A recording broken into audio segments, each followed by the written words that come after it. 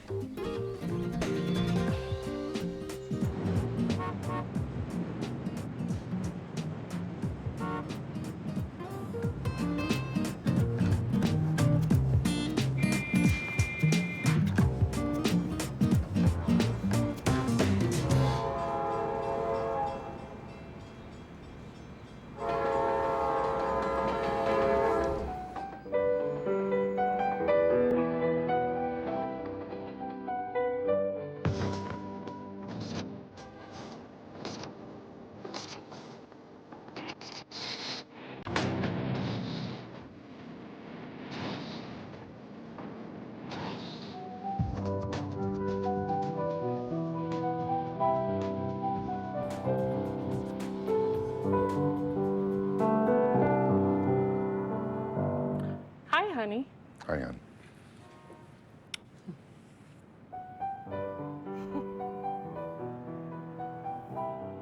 If somebody were to come to me 10 years ago and say, hey, guess what? By the way, you're going to change your name in 1998 to the scary guy legally. Your whole body's going to be tattooed. And they say, oh, by the way, in the year 2002, there's going to be a lot of hate. There's going to be a lot of killing. Kids are going to get involved. And your job is to go out and talk to them and see if they can learn how not to do this through love and acceptance. I would have said, have you lost your mind?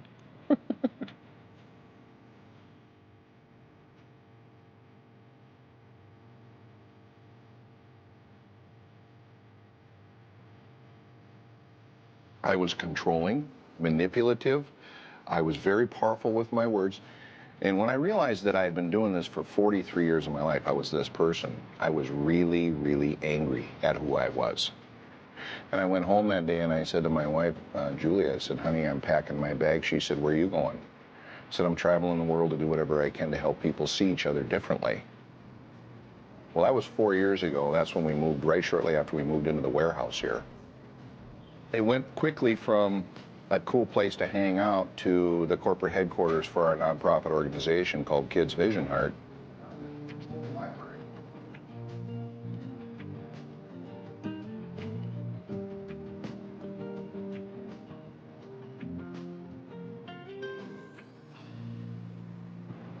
It was built in 1950, this house, this home, this warehouse. It's, I think it's got like 13-inch brick walls. I didn't have a floor plan. And I said, this is a good place. It's great for a wall over there. Oh, let's put a wall. Okay, we'll put one over there. How about the bathroom over there? And that's how we did it, and it worked out really well, I think. In this lovely space, check this out.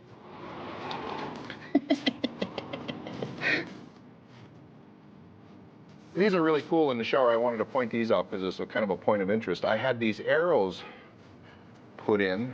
So, and if you notice this, look at this, how this comes off the handle, comes around into the arrow. So you're not confused which handle runs which shower head. That's why these are here.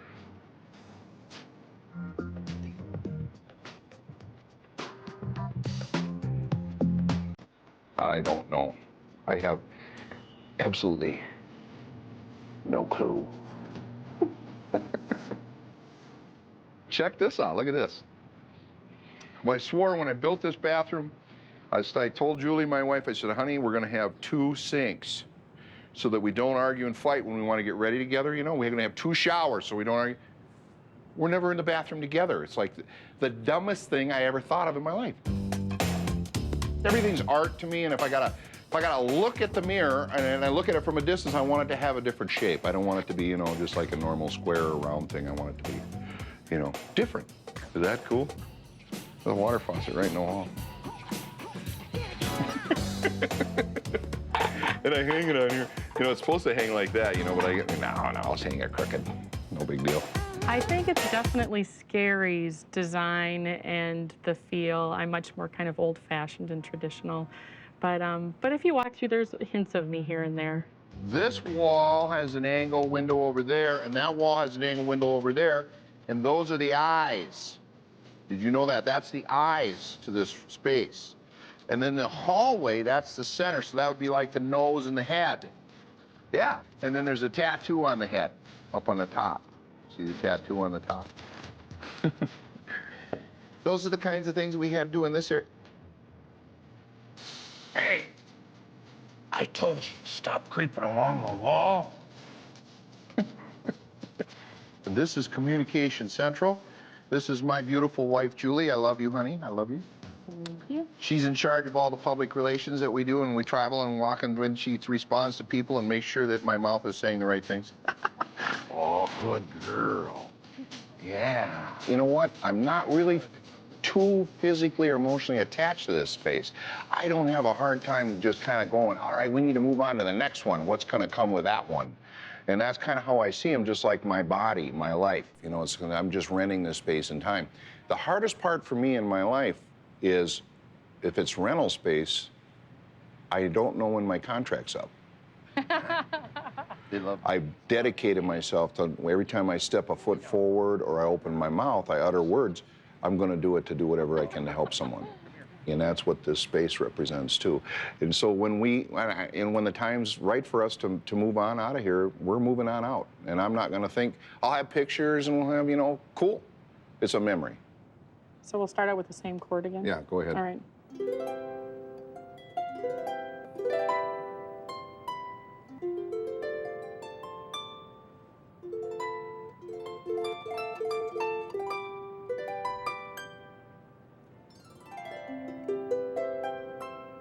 Yay, you rock! That'll be great, I think.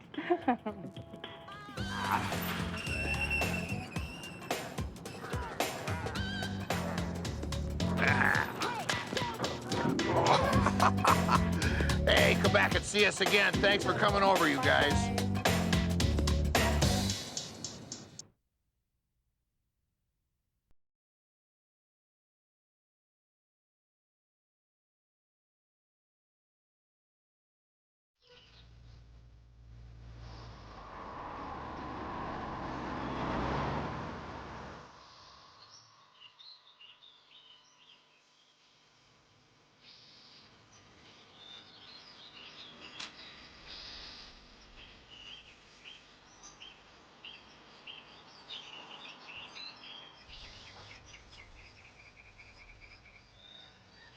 If Frank Lloyd Wright had this site, he would conquer the site with an obviously Frank Lloyd Wright piece of architecture.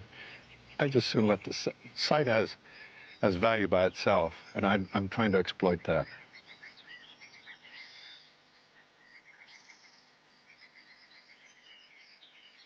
This house is like a cluster of soap bubbles, where each cell of the soap bubble is a room of the house, and there is a vertical membrane between each cell, and that's the vertical wall of the house.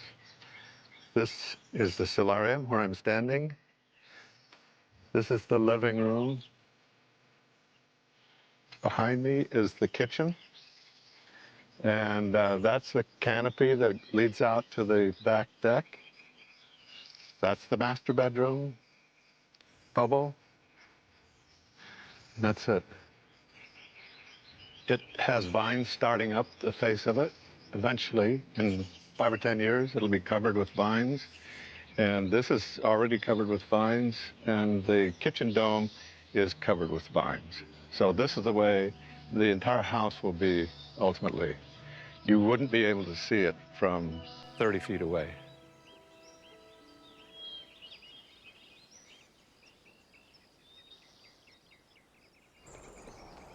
We had 6 kids, so when we built this one, it was small enough that we were pretty sure they wouldn't move back in.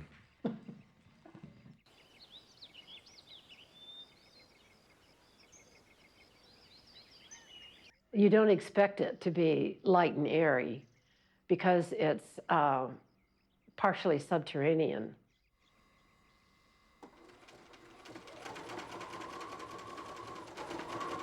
We made our house on my sewing machine. At least I tell my friends that, and they get a laugh out of it. We made the airform out of plastic paper. When we first built the house, before it was backfilled in landscape, it looked like something just landed from Mars.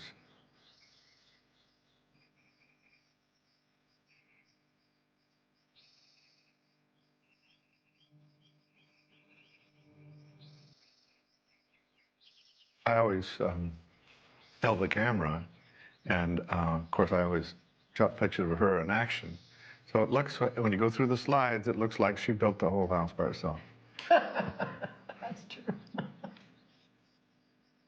When it came time to put the windows in place, to cut them out, Lloyd took my bread knife and just zipped around the bread knife and cut out all the windows that way. It ruined the bread knife, of course, but the windows got done.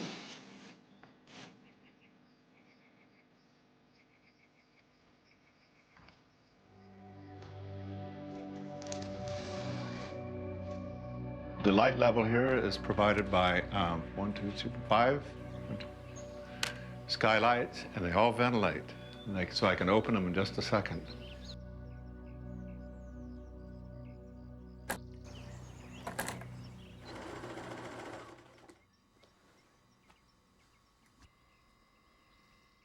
Originally, we didn't have anything in those skylights, and the light was almost too harsh. So we got these, they're actually placemats that we got at an import shop. It was to quiet down the light. The rainbows are caused by holograms that worked into each of the skylights. Images start on this wall in the morning, and they just slowly move across the floor, across the room, and they end up at the end of the day on that wall. So all day we have our cheap thrill.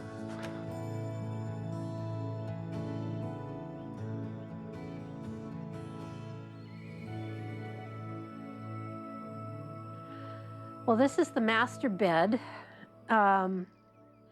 It is a wall-to-wall bed that just fits into a very small dome. As you can see, our very well-trained dog is perfectly at home on it. The acoustics are a little bit different. You have to get used to those. We chose to have wall-to-wall carpeting because of that very thing, that the acoustics are so sharp that it would be difficult to live in, really, without some softening effects.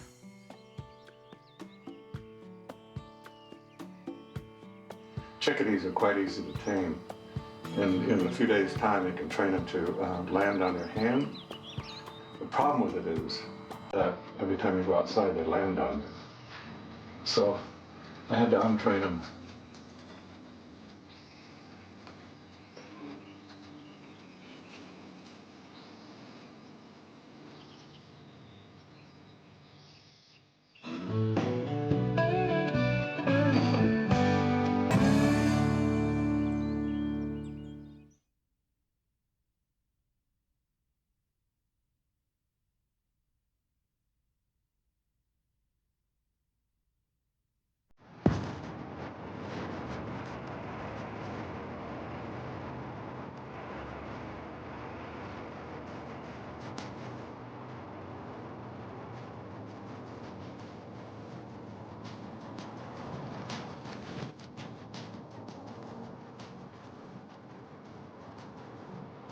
I saw this building abandoned. So I approached the city, and I was with my brother actually. And I walked in, the place was just an abandoned, was condemned too at that time. I walked in and I told the guy, I said, yeah, I'll take it. And my brother was like, Are you okay? Like, what the hell are you thinking? What are you thinking? You want to move here?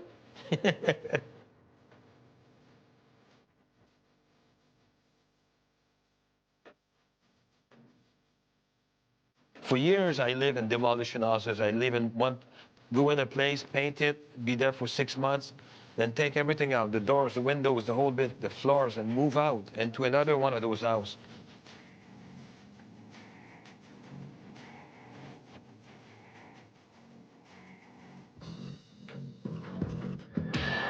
Oh man, this was like a bomb blew up in there, you know? It was terrible. Oh, it was disgusting, I must say. So now it's beautiful, and it's a good thing. They all love it, except the building inspector.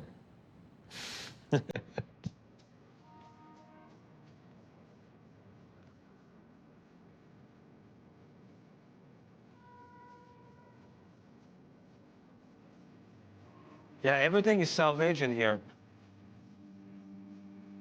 Yeah, like this piece of steel, it's salvage from an old versatile shipyard in North Vancouver. The chandelier is salvage. It's all like twisted steel from demolition, you know, the concrete. And I love it. It all comes apart. Now this big guy here, I got that from a Chinese restaurant. It's all teak. There's 63 people on this thing. Even all the way down in the corner up there is a tiny little person. I went to an auction. Now, everybody in town, every scrap dealer, everybody was at that auction. And they had these workbench. There was 16 of them. The lot comes up, I bid $100, sold. Now, I couldn't believe it. I knew, because I'd been doing this for so long, that this was solid copper. This is worth more than $100 for scrap alone. I had 16 of them, and they were painted. But I can smell, I can go like this, and I know it's copper.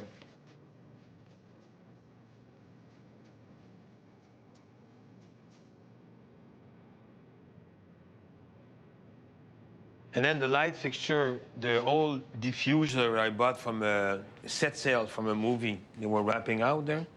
So I made them into light fixture to catch, because I got eye sealing just to catch the light and feel that volume.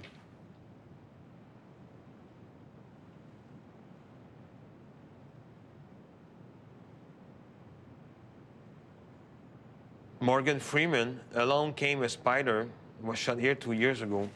And this was the apartment of the killer. You know, they find him on the computer and they're searching the whole place, and Morgan Freeman walks in here and up. And then just last month, I had another production with Antonio Banderas. When the movies, they come in here, they put me up in a hotel. And after a day or 2 days or 3 days in a small room, I gotta get out of there. Like, I can't do it. I cannot live in a one room.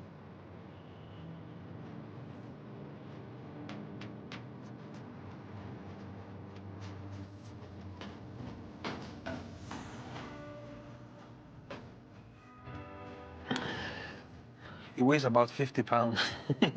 It's very, very thick. It has no bottom. So I don't know if it was an incense burner or part of a pot. When a dragon has 5 fingers, in China, only the royalty were allowed to have 5 fingers on the dragon.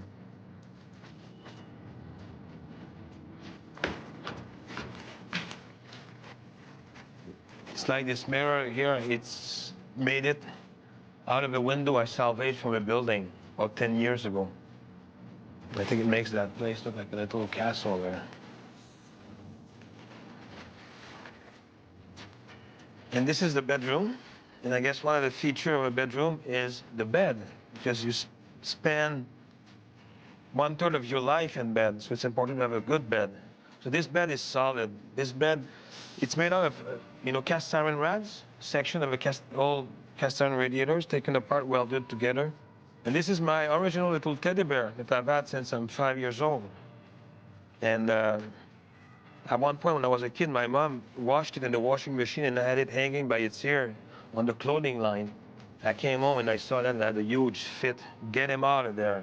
Get him out of there now. You can't have him hanging by the ears like that. I'm from Quebec. I'm the 12th child of the family. I'm the youngest. Everything was there because my parents had the farm, and all my uncles and aunts, they were all large families, so we always had lots and lots and lots of stuff. Like on the farm, there's always, you know, tools and wood and everything you can think of and stuff being done.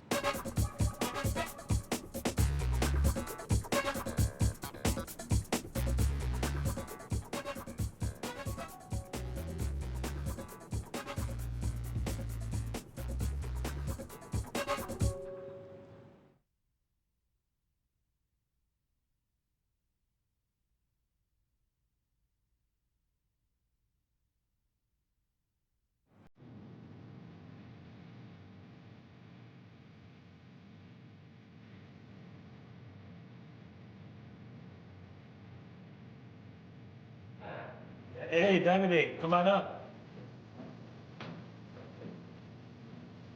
Over there. I was thinking, you know, this time, like, I'd like maybe to get a steel frame around it instead of a wood frame. His eyes light up at the smallest thing. He would show me piles of nails that we'd both get excited about, or piles of, you know, hardware from old buildings and stuff. And his joie de vivre, if we could say that, that's got a certain, definite input in his style and the way he gets things together. And he's definitely a great man.